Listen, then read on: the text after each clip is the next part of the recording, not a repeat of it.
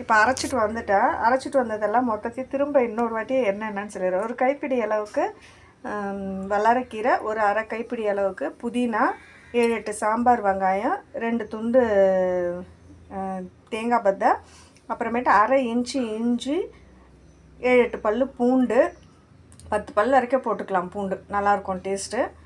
அதுக்கப்புறம் சாம்பார் வெங்காயம் சொல்லிட்டேன். அவ்வளோதான். பச்சை மிளகா ஒரு 4-5 பச்சை மிளகா, 5 பச்சை மிளகா போட்டிருக்கேன் நான். நீங்கள் வந்து அவங்கவுங்க டேஸ்ட்டுக்கு ஏற்றாப்புல காரம் வந்து சேர்த்துக்கோங்க. இப்போது நம்ம வந்து தாளிக்க ஆரம்பிச்சிடலாம். ஒரு கடாய் வச்சு அதில் ஒரு பேன் மாதிரி வச்சு அதில் வந்து 2 ஸ்பூன் எண்ணெயும் 2 ஸ்பூன் நெய்யும் போட்டிருக்கேன். இப்போ இதில் வந்து அரிஞ்சு வச்சுருக்கேன். அதை பாருங்கள், வெங்காயம் தக்காளி அரிஞ்சு வச்சுருக்கேன். 2 வெங்காயம் மீடியம் சைஸ் வெங்காயம், 2 பெரிய சைஸ் தக்காளி. அதை வந்து நம்ம ஃபஸ்ட்டு வந்து கரம் மசாலாவும் நான் அரைச்சி தான் வச்சுருக்கேன். பட்டைலாம் அது வாயில் பட்டால் நல்லா இருக்காதுனால மொத்தமாக அரைச்சி வச்சுருக்கேன். எல்லாமே கரம் மசாலா ஐட்டம்ஸ் ஃபுல்லாகவே சேர்த்து அரைச்சி வச்சுருக்கேன். அதை போட்டுக்கலாம். ஃபஸ்ட்டு வெங்காயம் சேர்த்துடலாம். வெங்காயம் எண்ணெயில் வெங்காயம் போட்டாச்சு. அதுக்கப்புறம் கரம் மசாலா ஒரு ஸ்பூன் போட்டிருக்கேன். அதுலேயே வந்து தக்காளியும் சேர்த்துடலாம். இப்போ இதெல்லாம் வந்து கொஞ்சம் நேரம் வதக்கிக்கலாம்.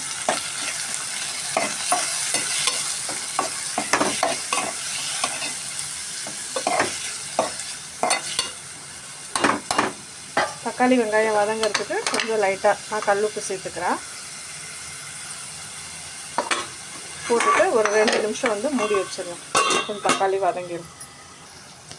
ஒரு வெங்காயம் தக்காளி பாருங்கள் ஓரளவுக்கு வதங்கிடுச்சு. ரொம்ப இல்லை, ஒரு பாதி அளவுக்கு வதங்கிடுச்சு. இந்த ஸ்டேஜில் நம்ம அந்த அரைச்சி வச்சுருக்க பேஸ்ட்டையும் போட்டுடலாம். ஏன்னா அதுவும் வதங்கணும். அதை கூட சேர்த்து இதுவும் வதங்கணும். ஏன்னா பச்சை வாசனை போகிற அளவுக்கு அது நல்லா வதங்கணும்.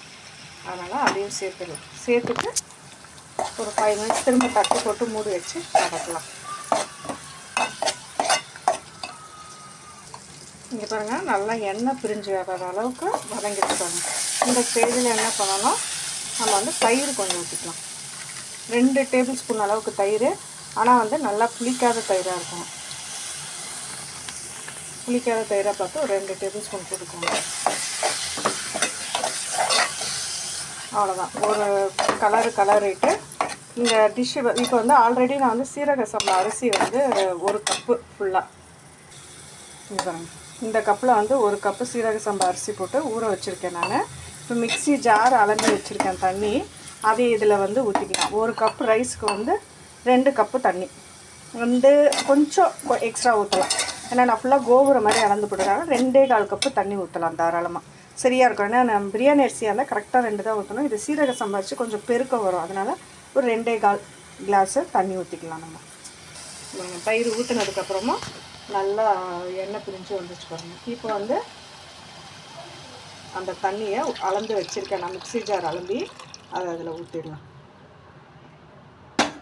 இந்த டிஷ்ஷுக்கு தேவையான அளவு உப்பு சேர்த்துடலாம். நான் கல் உப்பு சேர்க்குறேன். அவங்கவுங்க வாட்டத்துக்கு சேர்த்துக்கோங்க. உப்பு சேர்த்து தண்ணி நல்லா கொதிச்ச உடனே நம்ம அரிசி அலம்பி போட்டுடலாம். இங்கே பாருங்கள், தண்ணி நல்லா கொதி வர ஆரம்பிச்சிச்சு. இந்த ஸ்டேஜில் நம்ம அலம்பி வச்சுருக்க அரிசியை போட்டுடலாம்.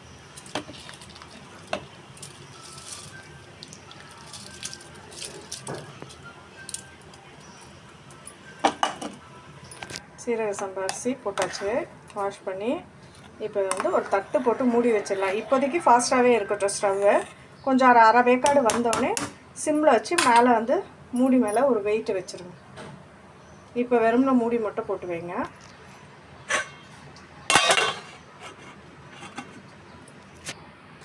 இங்கே பாருங்கள், நடுவில் ஒரு வாட்டி எடுத்து இதை பாருங்கள், தண்ணியெல்லாம் சுண்டி லைட்டாக அதாவது வெட்டு இருக்குது பாருங்கள். அந்த சமயத்தில் என்ன பண்ணணும், நம்ம வந்து மூடிட்டு மேலே வந்து ஒரு வெயிட் வச்சிடணும். நான் வந்து பூண்டு நசுக்கிற கல் எடுத்து வெயிட்டு மூடி வச்சுருக்கேன் கவுத்து. அது நல்லா தம்மில் வந்து ஃபுல் சிம்மில் வச்சுருங்க. ஒரு 5 மினிட்ஸ் கழித்து எடுத்து பாருங்கள். இப்போது 5 மினிட்ஸ் ஆகிடுச்சு. இது எப்படி இருக்குது பார்க்கலாம். இங்கே பாருங்கள், ஃபுல்லாக வெந்து போய் சூப்பராக ரெடி ஆகிடுச்சு. நம்மளோட வல்லாரைக்கீரை ரைஸ் பாருங்கள், சூப்பராக ஆகிடுச்சு, ரெடி ஆகிடுச்சு. இந்த ஸ்டேஜில் நீங்கள் அப்படியே சூடு இருக்கும். நமக்கு அலுமினிய பாத்திரம் தானே, அதனால் நல்லா கொஞ்சம் நேரத்துக்கு சூடு இருக்கும். மூடியே அப்படியே வச்சுட்டு ஆஃப் பண்ணிட்டாலும் வச்சுருங்க. கொத்தமல்லி இதுக்கு தேவையில்லாம், ஏற்கனவே க்ரீனிஷாக இருக்குது. அதனால் இதுவே போதும். இது இப்படி செஞ்சு பார்த்துட்டு டேஸ்ட் பண்ணி பார்த்துட்டு எப்படி இருக்குன்னு எனக்கு மறக்காமல் கமெண்ட் பண்ணுங்கள். பாய். மறக்காமல் வீடியோவை லைக் பண்ணி ஷேர் பண்ணுங்கள்.